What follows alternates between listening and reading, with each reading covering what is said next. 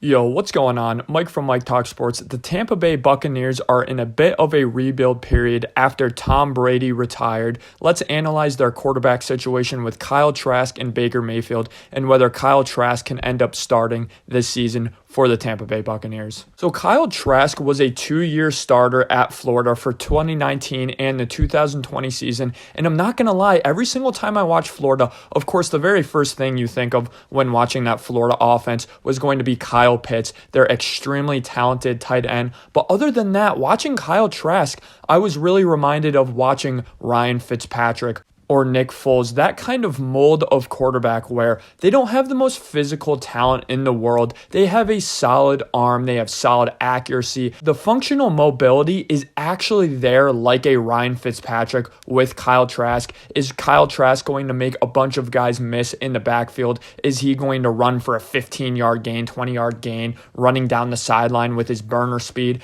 Absolutely not, but he has kind of that sneaky Tony Romo, Ryan Fitzpatrick-esque athletic profile. To be completely honest, there is a distinct difference between a very fun prospect and a very good prospect. This is really where I draw the line in the sand for Kyle Trask, because while I really enjoyed watching Kyle Trask at Florida, and you know what, he put up really impressive numbers, really efficient numbers as well. 4,283 yards, 43 touchdowns, and 8 interceptions. And again, he actually was a Heisman Trophy nominee. But really going along with that Ryan Fitzpatrick mold and that Ryan Fitzpatrick comparison at Florida, you really don't draft a prospect like that until the later rounds of the NFL draft. And I was genuinely extremely confused when the Buccaneers drafted Kyle Trask high in this draft class. So in the 2021 NFL draft, Kyle Trask was the last pick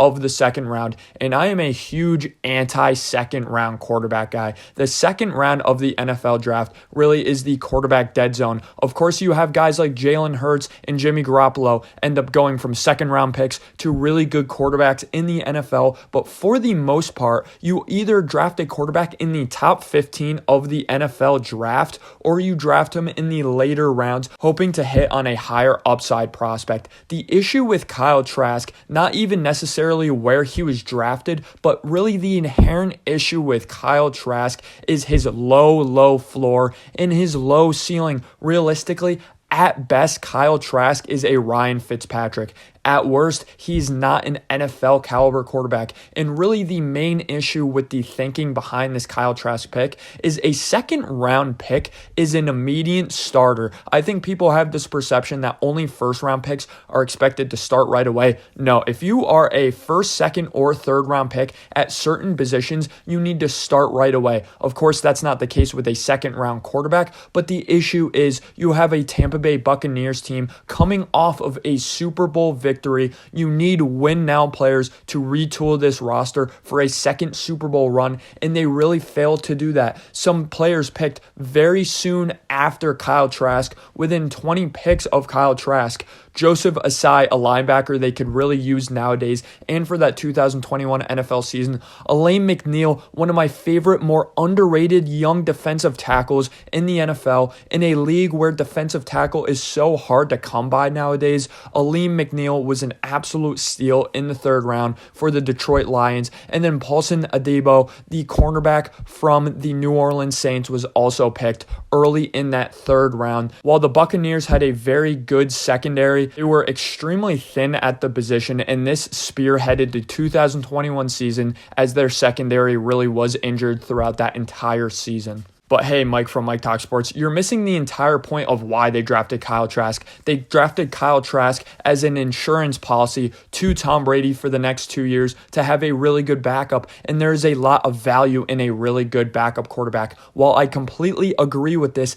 is not true of Kyle Trask because of that extremely low floor. Kyle Trask ended up not being the quarterback 2 for the Buccaneers for the entire 2021 season. So if you want to use the argument they drafted him as a backup. He was not a backup that entire season. Blaine Gabbert not only beat him out for the backup job going into the season, but I just checked the very last updated 2021 depth chart for the Buccaneers and Blaine Gabbert to end the season in that playoff game in which they lost against the Rams. Blaine Gabbert was slated as QB2. That's all bridge under the water at this point. Can Kyle Trask really salvage his career and end up making a good career out of what was a very good situation to be drafted in?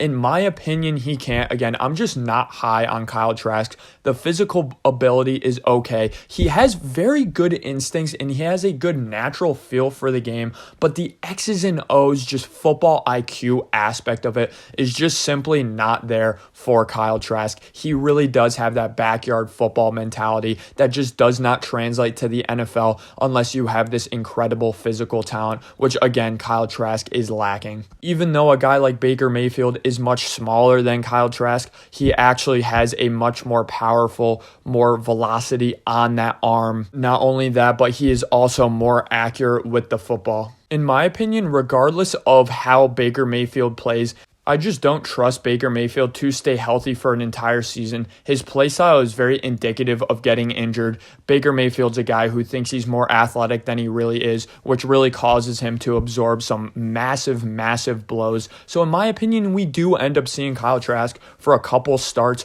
And you know what? The Buccaneers have really good skill position players still at the wide receiver position to really help out Kyle Trask. But to me, tasking Kyle Trask to throw 30, 40, 50 times a game can result in some really high-end starts. Like, I wouldn't be surprised if Kyle Trask has 4 starts next season. One of the starts, he throws for 350 yards, 4 touchdowns, 0 interceptions. And the next game, he goes for 200 yards, 1 touchdown, and 4 interceptions. That's really the high variance with a Kyle Trask starting. Again, it's very Ryan Fitzpatrick-esque. I know I keep bringing up his name, but he really does remind me of him. So again, the high variance in the starting, in my opinion, is going to cause Kyle Trask to get a lot of interesting looks of other teams. I could see Kyle Trask actually parlaying a couple starts into a long backup career, which I think really should be the goal for him at this point. But do I think Kyle Trask or Baker Mayfield is the future in the answer to the Buccaneers quarterback issue? No, I do not. I think the Buccaneers are going to be primed and looking to draft a quarterback